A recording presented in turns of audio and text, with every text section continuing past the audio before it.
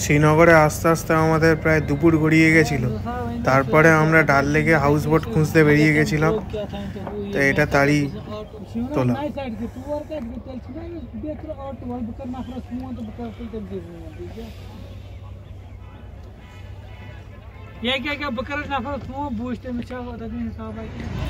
এরপরে হাউস বোটে আমরা লাগেজ রেখে চলে গেছিলাম লাল চকে, যেটা শ্রীনগরের সবথেকে বড় মার্কেট, একদম সেন্ট্রালে।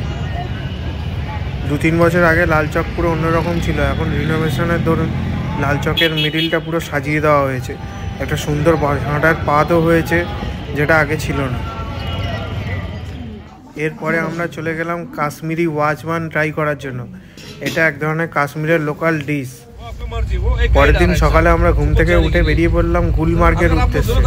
গুলমার্গের রাস্তা পুরো বরফে ঢাকা থাকার জন্য আমরা মাঝখানে একটা গাড়ি চেঞ্জ করলাম।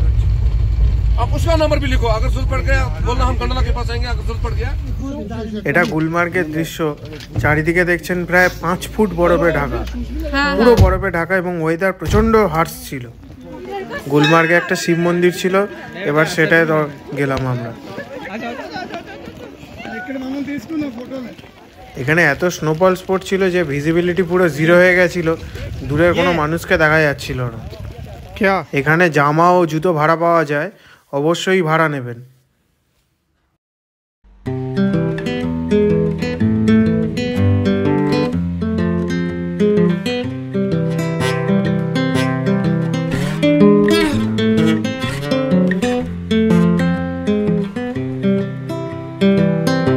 I've been thinking about myself today, thinking how I changed, how I really don't care if you are here or if you don't stay.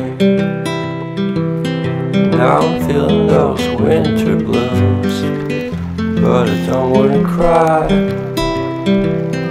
All we ever do is laugh it off, and I'm sick and I don't know why. You remember that night we met? I thought you looked so fine. Guess we have to agree to disagree for this one last time. Pretty weird that day when we did not exchange our hellos.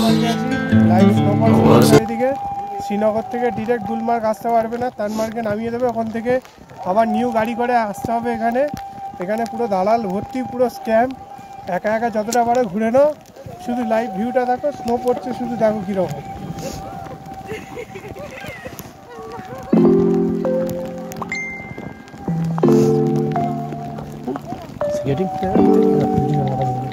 এত snowfalls হচ্ছিল বলে বাধ্য হয়ে আমরা gondola ride না করেই ফিরতি পথ ধরলাম, কারণ এখানে সব কিছু বন্ধ হয়ে গেছিলো ওই দিনের জন্য।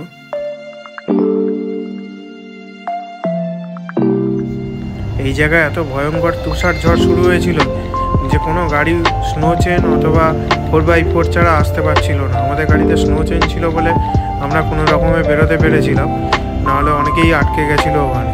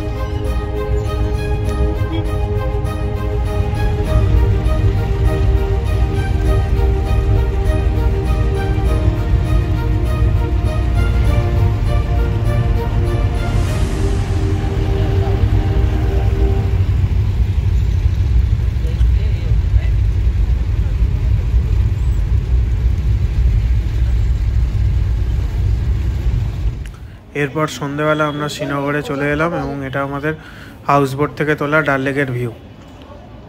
টাটা।